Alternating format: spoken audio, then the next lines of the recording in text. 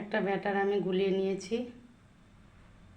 দেখো, এই ব্যাটারের মধ্যে দিয়ে দিয়েছি গাজর, কাঁচা লঙ্কা, পেঁয়াজ, ধনিয়া পাতা, আর দিয়ে দিয়েছি পেঁয়াজ কলি, আলুও দিয়েছি। দিয়ে আমি ভালো করে ব্যাটারটাকে ফেটিয়ে নিয়েছি। এই ব্যাটারের মধ্যে দিয়ে দিয়েছিলাম মটরের ডাল, মুগ ডাল, আর দিয়ে দিয়েছিলাম বিউলির ডাল, আতপ চাল, সেদ্ধ চাল।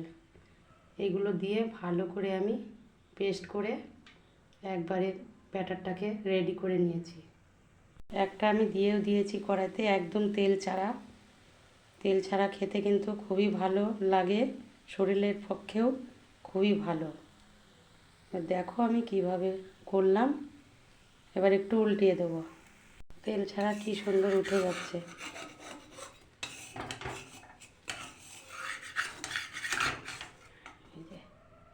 আর একটু উল্টিয়ে দিচ্ছি। খেতে কিন্তু দুর্দান্ত লাগে। তোমরাও বাড়িতে এইভাবে বানিয়ে খেয়ে দেখবে, খেতে খুবই ভালো। আবার ঢেকে দিচ্ছি। কত সুন্দর হয়েছে দেখো। গোলা রুটির মতন আমি বানিয়ে নিলাম।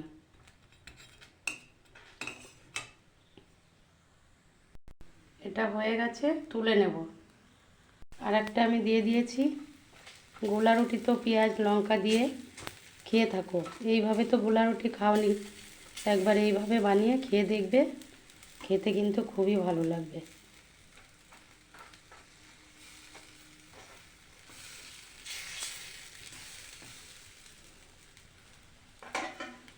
ঢেকে দেব।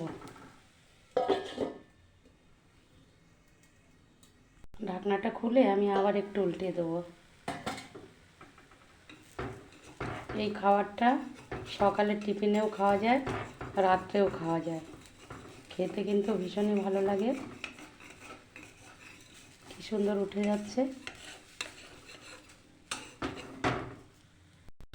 এইটা কিন্তু আমি অনেক বড় করে নিয়েছি। আবার একটু উল্টিয়ে দেবো। কত সুন্দর লাগছে।